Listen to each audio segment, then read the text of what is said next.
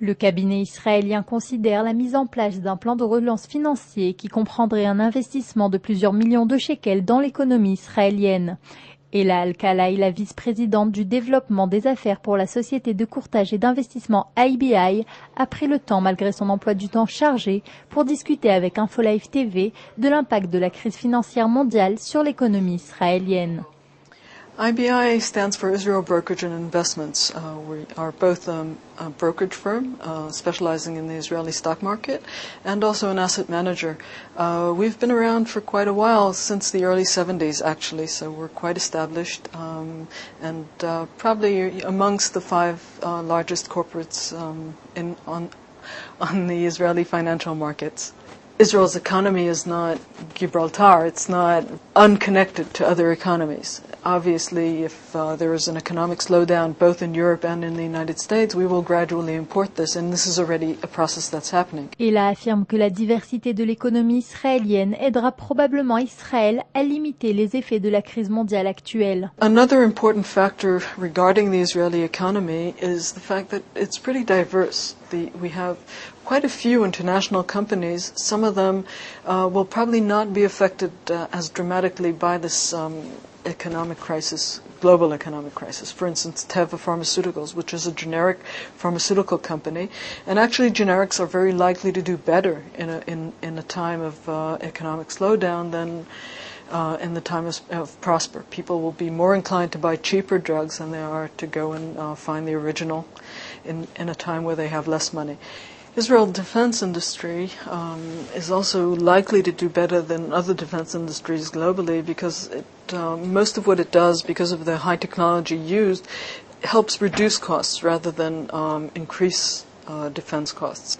Also, if you look at the Israeli banking system, the prices of the Israeli banks have declined, as banks have all over the world, but the banks here are way more stable than other banks, given that they were not part of the party previously.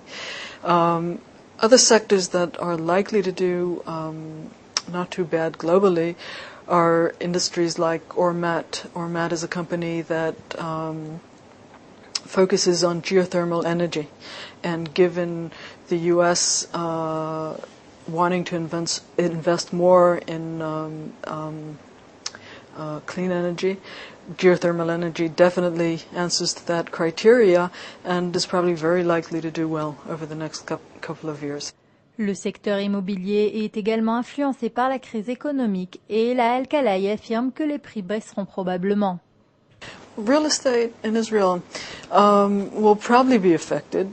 People postpone buying real estate in times of economic crisis. Definitely, if it's totally unknown how long this crisis will continue. So it's very likely to assume that prices will go down.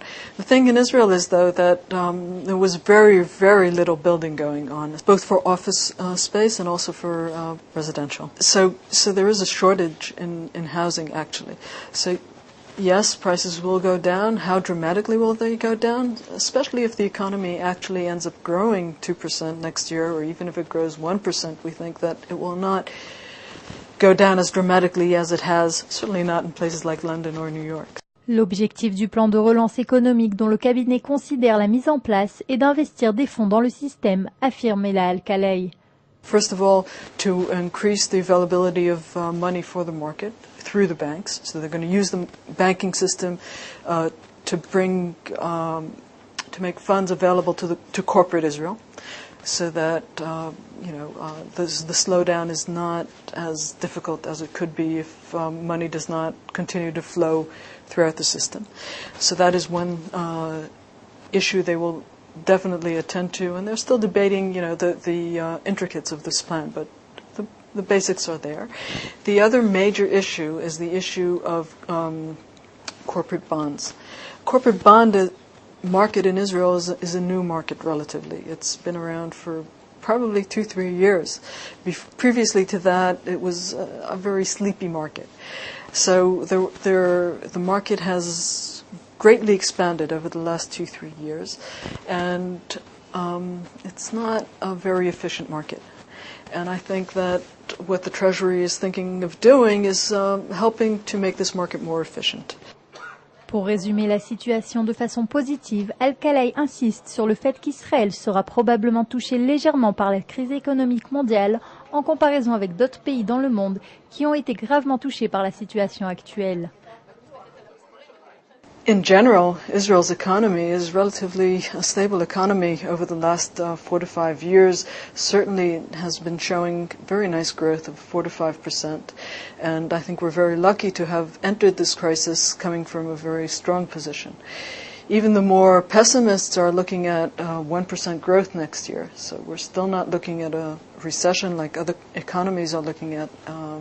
We're still looking at a growing economy, though at a very, very low rate. So actually, we're not looking at a very promising time, but relative to other economies, we think that the gloom here is mild.